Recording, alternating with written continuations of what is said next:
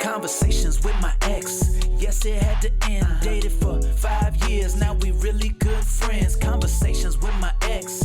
Talking love and life. The dating ins and outs. Sharing some dope advice. We gon' keep it honest. Never hold back with my comments. I done learned a thing or two. So we gotta talk about it.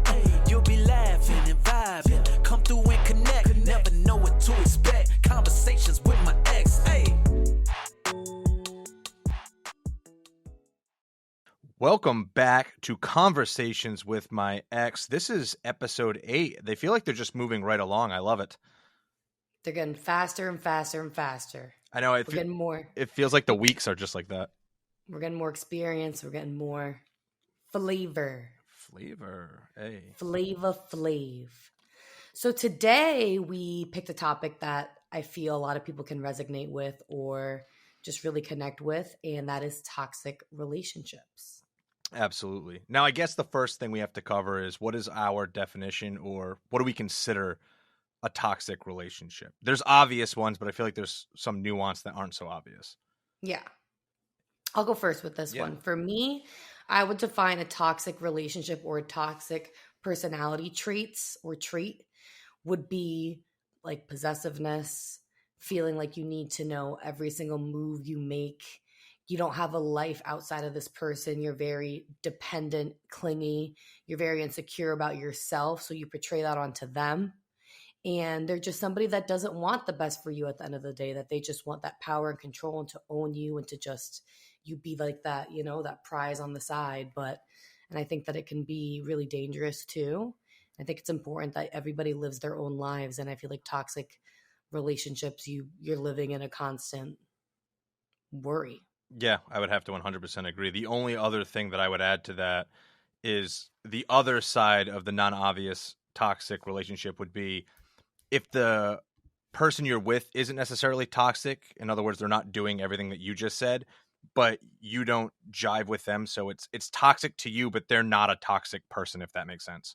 Yes. And like, I know people who aren't toxic to others, but when it comes to just their partner, and sometimes they may not even be completely toxic. I can't say that word, toxic. They still can have toxic traits, like maybe one thing they're toxic about or something specific. So. But yeah, I think sometimes, sorry, I thought when you took the deep breath in, I thought you were going to say something else. I didn't want to cut you off. You looked like you were bracing for another let's go.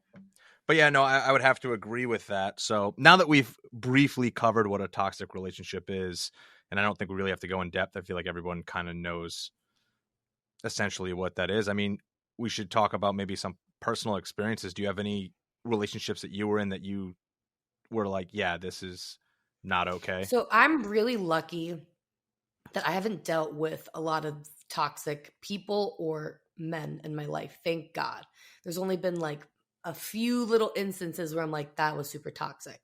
And I think just the one thing was in high school, someone that I was with, not even seriously dating, would be very like possessive, nosy, ask a lot of questions. If I was talking to like another guy or like even just like walking in the hallway with someone else, like he just like make it a big deal. And like he was a lot older than me. So like I was a sophomore and he was a senior. Not a lot older, but in high school, I feel like that's also kind of like a big gap. It feels like it. If they're older than you by even a year, you're like, oh, you're dating someone who's older than you. Yeah. It's weird. And like, I don't know, he kind of would always make me feel like he never made me feel really good.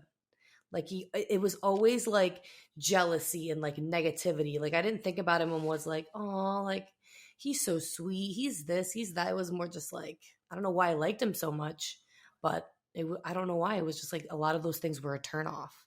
So luckily that's the only situation like that I've dealt with. I have to think. I don't really, maybe you explain a little bit of your history. And if I think of anything, I'll mention it. Yeah. And with that person too, you notice in those situations that people like to put you down because it builds them up. You know what I mean? I feel like there's a lot of people who do that and may not even know they do it. I mean, for me, I would say that my last relationship before you was probably toxic. I didn't realize that until after the fact. It's one of those things where it's not toxic in the sense of, no, actually, I guess it would be. You know, It the was. constant, hey, I need an answer as quickly as I want it. If you don't answer within 5 minutes, that's kind of controlling. Always needing to know what you're up to, who you're with, what you're doing. And if you're out with friends and you don't answer me in 3 minutes, you're cheating on me or something. That in itself is, granted, I'm sure the person has changed. That was, almost 10 years ago now. You know what I mean? But at the time, I didn't realize that was toxic. That was like my first real relationship. I just thought that's what came with the territory. That's definitely something I feel like she must have seen in her family dynamic or something. Yeah, no, for And sure. I feel like to be like that at such a young age too, because you guys were pretty young. Oh, yeah. It's like, why are you acting like that? Like, what's the insecurity here? Yeah, and like I said, I don't think, especially for a lot of people in their first relationship, they don't necessarily understand if something's toxic until they get out of it. Because sometimes you can get skewed, right? If you love somebody enough, you can kind of push aside the fact that what they're doing is wrong and you just kind of accept it. You make excuses for them. And that can happen when you're like, oh, I'm not in a toxic relationship. And everyone's like, yeah, you are. But you don't see it because, you're And stuck even in if it. you aren't in a toxic situation and you're just with somebody that you know isn't right for you, Yeah. you know that they're no good for you, you still will find a way to tell yourself, like, convince yourself. Yeah. I agree or disagree. Do you think that, maybe not in a malicious sense, but that everybody has traits that could be considered Yes. toxic? Even if you're, top to bottom a great human, you're very kind, you're doing everything you do. Like, what would be an example And of that, that's you think? so, like, for me, for example, I feel like, oh my God, it's raining. I have out of nowhere. What's her I name feel from like, Mean Girls? It's raining right now. What was her name? I don't remember, All right. Anyways, but I know the blondie. Um, what was I saying? Made I'm me lost sorry. I'm track. sorry. You were talking about toxic traits and like someone who's actually a Oh, genuinely yes. good person. Yes. Like, for example, like my dad, great guy, great husband. Not, well, wait, let me reword. Great dad, decent husband, just really bad with his finances. And he was very sneaky about things. And I think sneakiness is a really toxic trait. Yeah. And he was always sneaky about things, not even just with finances, but like with certain, he just feels like he needs to shield people's emotions so much, and he doesn't want to deal with just conflict, that he will try to hide it as well as he can to avoid dealing with it. Yeah. I feel like that's And a common one. I feel like that one's pretty common. but he's more sneaky than the most common, and I'm not talking infidelity sneaky. No. But I'm just saying, like, I'm saying common in the sense of a lot of people don't want to deal with it, so they kind of hide yeah, things. Maybe not to yeah. that level, but people don't. Oh, I don't want to deal with this, and they push it aside. Mhm. No, I agree. I will even go as far to say this: in our relationship, the thing that I found that we both had that was toxic for each other, it was actually the same thing.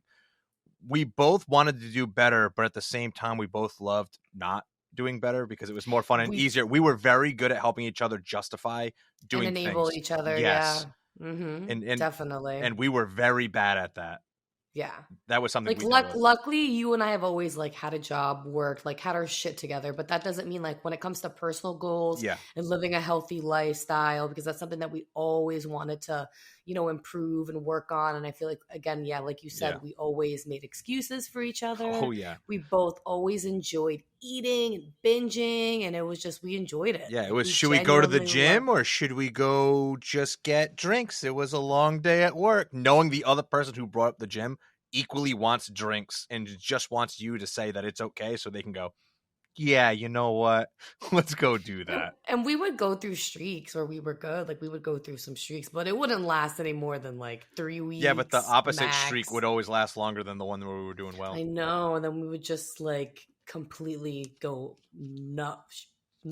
Oh yeah. Can't even speak. Yeah, but I would say other than that, that's probably at least the main one that I realized. But other than those few, I don't think I've experienced too much of that. No, I've seen a and lot like, of it. And like I feel like I don't know if this would be a toxic trait, but something that I wish like that I need to work on, and it's something that my mom also needs to work on. Not similarly, but like she holds grudges. I don't hold grudges. She holds grudges, and I feel like that's really, really, really bad.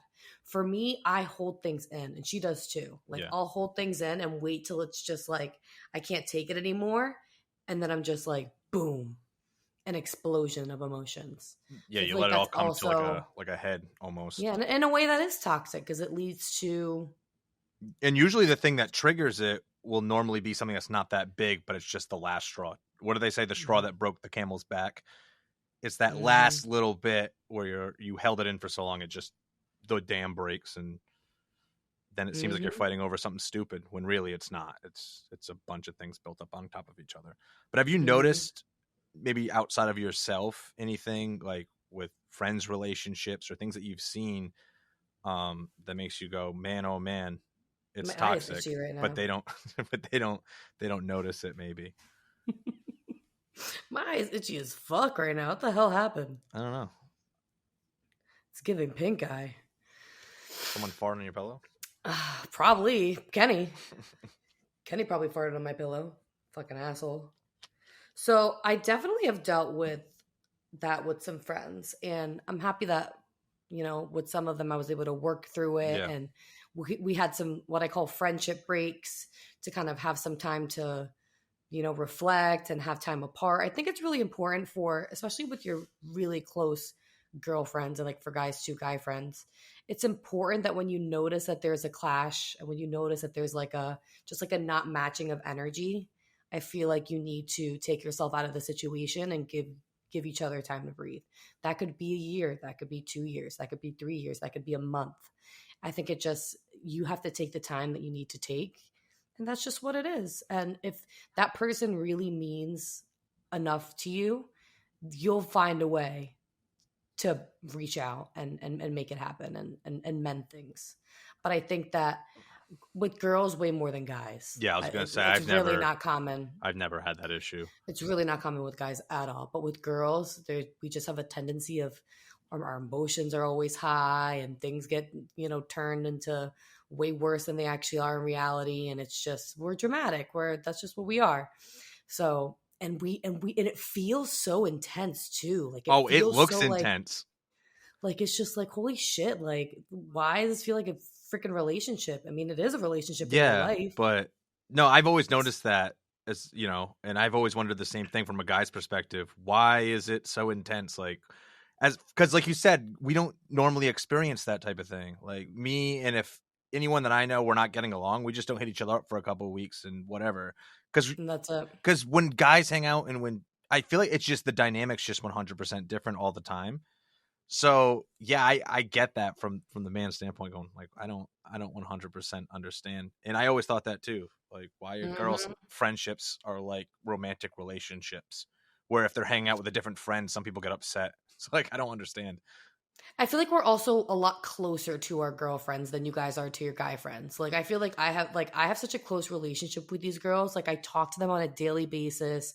We're hanging out almost on a daily basis. They're there for me in the good times and the bad times. Like I have like 3 girls always that are like by my side that are just like my ride or dies. Like those are my girls. So like I feel like when things do go down with them, it's a lot more, it takes more of an effect on me because they're so important to me. Yeah, I mean, So yeah, I mean, I they're have like friends. family. I have well, the boys are like that too. They're not. It's not just the girls. They're like that. If a dude, I think it's just more the closeness on it, on have being a part of each other's daily routine more. I think like that's the difference. That's why it feels more of like a yeah, deep connection. yeah. I And I mean, feel like girls do get a little bit more vulnerable and deep with their conversations. Not that guys don't get deep, but no, do you guys really talk about like if you think about it, are you really getting deep and down and like when you're with like from time to time. So from time to time, but not as common as we so do as females. I'll give you this from like at least in my experience. I don't know if it's all guys, but at least in my experience, it's constant communication on a daily basis with your boys, but it's usually in the form of a group It's chat, the group chat. sending memes. But if anyone ever is struggling, everybody knows that they could reach out to anybody in the Yeah. group, and you could have a heart to heart, a deep conversation where it gets serious, and you're not always laughing. But I think I because hate group chats. I I Big time. think that our dynamic is always joking around, that there's not as much emotional tension, because when there is emotional tension, it's a one-off where it's somebody who's reaching out for help or whatnot. It's not so much.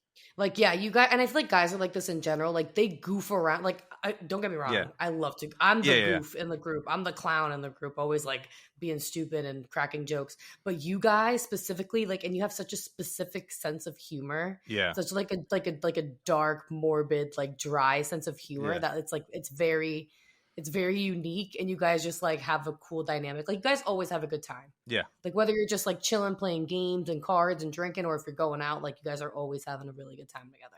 Yeah. So I get it. I think they're both just very different They are. dynamics that we have. Oh, Yeah. 100%. So you can't even compare the two. No, but what I was saying is we're not on an emotional high on the day-to-day basis, so that's why like no tension ever carries over. Or I think whenever there is tension with one of our friends, our boys are always like, "Bro, quit being stupid. That's not a big deal." And we're like, "Yeah, all right." Girls tend to exaggerate. But girls also, I think, have girls' backs differently, where sometimes, I may be wrong, I'm not a girl, so I don't know. Correct me if I'm wrong. But where it's like, hey, you be like, I'm having beef with this chick, and then you tell your girl, and your girl's like, nah, she really a bitch. Like, she's always gonna back I'm you. not like that. I'm not like that. Don't get me wrong. I will always have my girl's back. And if you're really like messing with my girl and getting like really rude and disrespectful, like, I'm always gonna have her back. But if it's over some petty shit that I know is just like, I'm not gonna take sides in the sense of like, if I have a friendship with this person outside of you, then I'm going to say hi. I'm going to be cordial. I don't like that. I really don't like that high school mentality bullshit. But if you're really being disrespectful and doing some fucked up shit, then I'm not going to stand for it. Yeah. I get very protective and very like mama bear when it comes to that. But I feel like it's always like petty shit. Yeah. I feel like it's really... Yeah, I guess that is so different, because with guys, you got like that bro code where it's almost like you can do whatever, just don't like do anything with like a bro's girl or talk to his girl after they break up or anything like that. Because even if you have beef with somebody and you're like, hey, this person's acting whatever, they just go, who the fuck cares? Like, quit being a bitch. Do you also notice that girls are more like, have a higher tendency, I feel, of like fucking their girl's man, opposed to like a guy like fucking... Because chicks are fucking spiteful, man. Dudes don't give a fuck. They're like, yeah, whatever. Like, we get over things so quick when it comes to like that. But and once again, I'm not a chick, so I don't know. But what I've seen is everyone's like petty.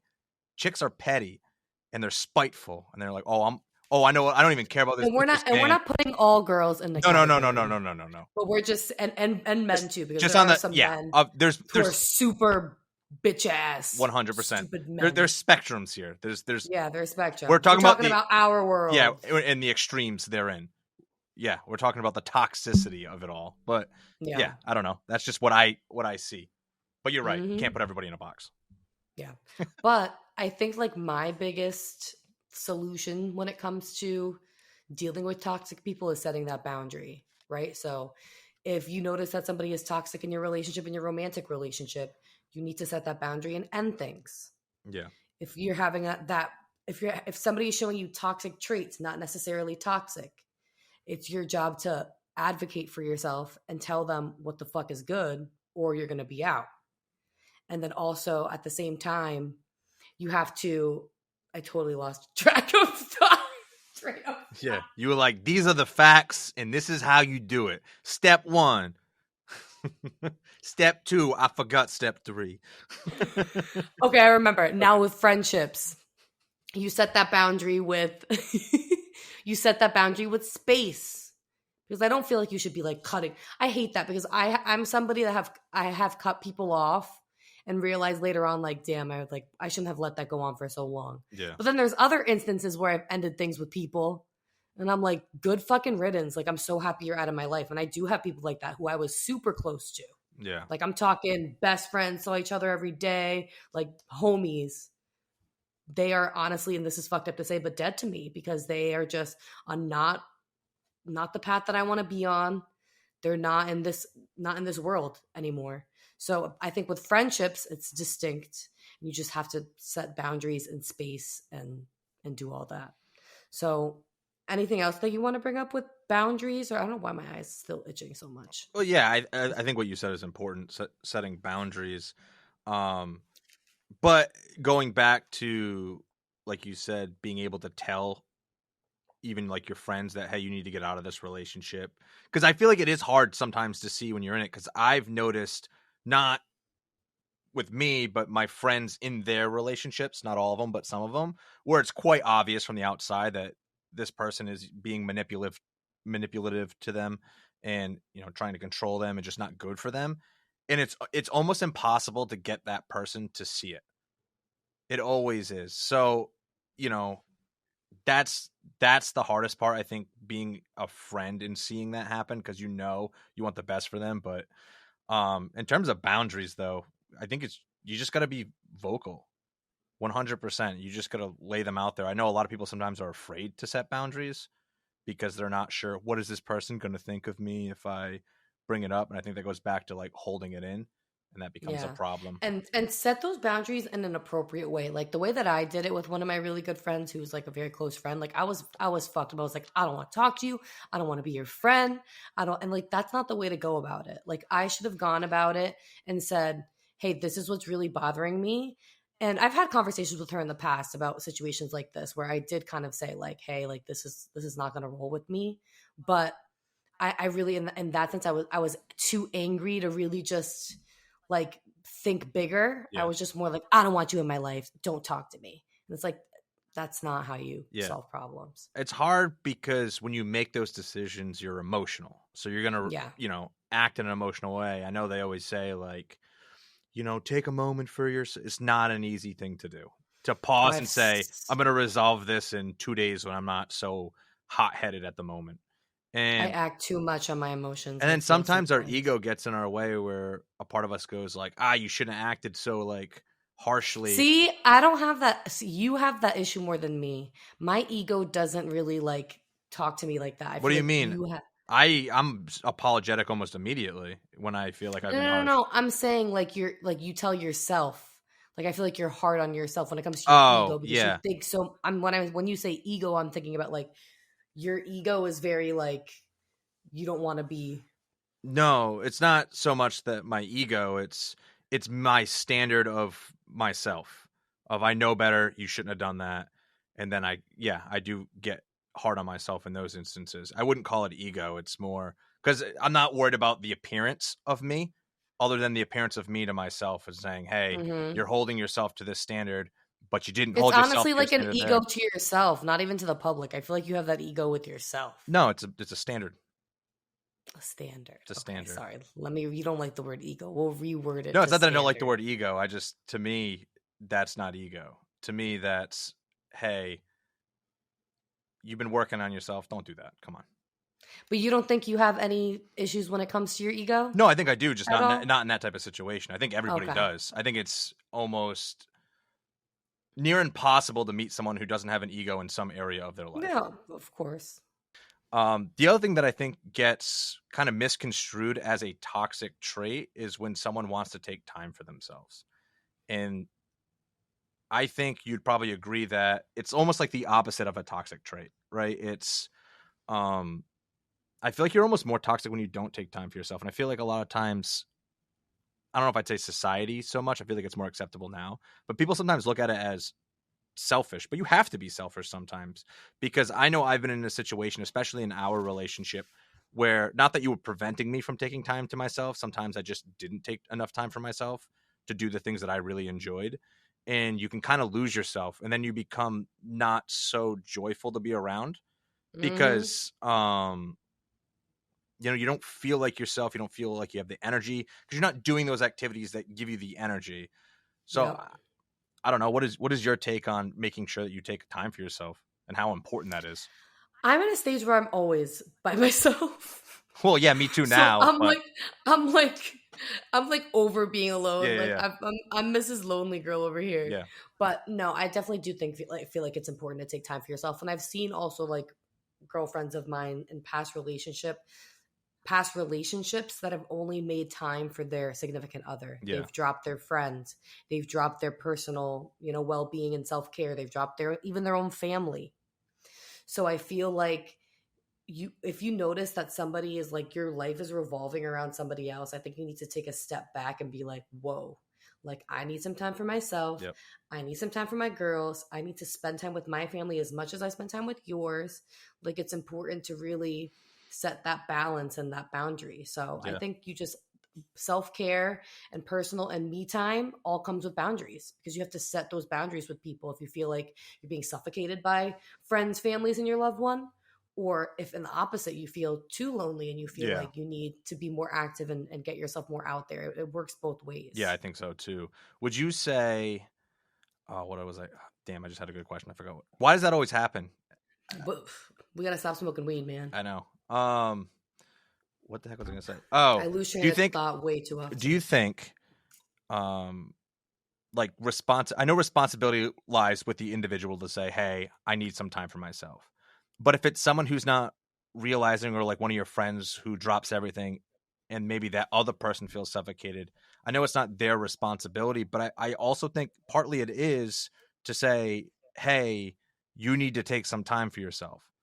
And I did with my girlfriends who I feel like were being suffocated in their relationship. I did mention it, but there's only so many times that you can. I'm the type of person that'll tell you at one time, and if you don't get it at that point, then I'm not gonna. No, I mean when you're in a relationship, like your significant That other, too. like to be like, hey, I notice you're not acting like yourself. Like, I think you need some alone time, or I've noticed it with other people's relationship as well, where not so much that they drop everything, but they almost relinquish their life as an individual. Like they'll still spend time with friends, but in terms of them and what they do when they're by themselves, like they don't have any hobbies, and you can notice how over time it like emotionally deteriorates a person.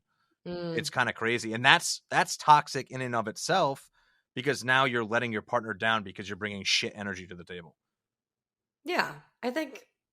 But I also think that that's something that you need to communicate too, and at that time, that like, hey, I'm not feeling, because again, nobody's a mind reader. That's true. So you can't you're kind of putting too much responsibility on that person. Then you're basically saying it's your responsibility to tell me if I'm. No. I'm not saying how that. It feels. No. I'm not saying that. I think the responsibility lies on the individual, but I think if your partner notices it, I think they also have somewhat of a responsibility to bring it up. Yeah, of course. But some people are really good at hiding it. Yeah, and don't show that. So then, what would you tell people in those situations? Yeah, no, that's tough. I don't even know if I have advice for that situation. Yeah, I mean, it kind of comes down to everything else, which is you control what you control. If they're not shedding light, or if they're hiding it very well, then you probably won't notice that there's something off with them. Mm-hmm. And if you're on that side too, like you have to. If you notice, I'm not in a good headspace, I'm not feeling good, like you got to take a break from everything and just prioritize yourself. Nobody can tell you how to do that other than you. Yeah. People could be telling you all these different things, but you have to like put yourself in that position and be like, I'm going to take this step. Yeah. And you know what? Take a break from this relationship, or do more things for me. Make time for myself. Yeah. What was that breakdown that we saw one time that we liked a lot throughout the 7 days of the week? Wasn't it like 2 nights for you and your partner? Was it 2 nights for you, or 3 nights for you and your partner? 2 nights for friends, and then 2 nights for yourself. I think. Yeah. What was that from? I don't remember, but I really like that breakdown. I think I'm not saying everyone's going to live by a schedule, but I think if you try to say, hey, Thursday night is my night, I can do whatever I want guilt free, and if and the other partner needs to just let you do it, even if they don't necessarily like your hobby, unless it's like a shit hobby, then maybe don't do it. But I do really like that. It's tough for me to do that. I mean, I feel like it would be cool if like you set like 2 days and they can't be a specific day, because I'm tough with specific. Yeah. Days. I mean, yes, you know this. Yeah, scheduled. My schedule changes every fucking minute, and like this might not work for everybody, but like I like to live my life kind of like whatever comes. Like I hate, like I'm really not schedule oriented. I know that it's important to have a schedule with certain things, like when it comes to work and your gym and eating right, like you should work on a schedule and plan things out. But like I just like I can't have my weeks planned out in advance. It's just like I like to just take my plans as they come and just go with the flow. Yeah. So and I think that's where you and I differed a lot, is I like to have a schedule. But I feel like lately I'm less super schedule oriented and more like I like to have at least 1 or 2 things per week on certain days that I can look forward to. Yeah. You know, and sometimes if there's no schedule at all, it gives me like, I don't know what today's going to bring, which there's a beauty in that. But also I like being like, I can't wait for Wednesday because I'm doing this, or I can't wait for Friday night because we're all going to do that. When you have no plans for the week, I'm like, could be a good week, could be a bad week. I have no idea. So well, this is true. This is true. But yeah, I think that was a really good topic. I like that whole, underlying message there, that it's just, I think me time, like we said, is super important, and just boundaries, and cut these people out of your life. That totally contradicts what I said earlier, but there's a fine line of the people you need to. If people don't serve you, yeah, then you need to, if they're not serving you in the moment. Yeah, it's okay to protect your energy. Yeah. You're not a dick for not wanting to hang out with people who don't mesh with your energy. You're not a dick for that. I really like that. Should that be the name? Protect your energy? Oh, I thought you were going to say you're not a dick for that. Yes, that would be a great. We've been coming up with good names. Yeah. Me, mostly. Yeah. It's funny because I'm not always great at naming things. I'm creative in so many other areas, but I don't know why I'm even though when it comes to like, I want to open a business one day, and like every time I try to like think of names for the business, I can't think of shit. Well, here's what I've learned from when we did the t-shirts is at first Boundless seemed kind of like a dumb name, but when you say it sounds good. When you say it enough times, it becomes legit.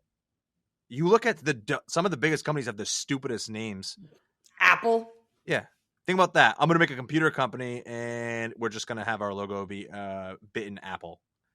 Like what? But it works, and we don't bat an eyelash at it. We're like, yeah, that's Apple. It's sick. But when you first made it, they were probably like, I don't know about this. That's what I'm saying. It's almost like everything sounds stupid until it doesn't. Yeah, this is true. Yeah. So pick one and stick to it. Yeah, for real. And guess what? You can always rebrand. But thanks for listening, guys. Follow us, subscribe, review, comment. We got a little special something coming soon. Next week episode is going to be pet loss, right? Is that what we decided we were going to do? Just the loss? I thought it was just going to be pets in general. I think pets in general and pet loss, because we're going to be commemorating the death anniversary of Mr. Princeton Santiago Moyne.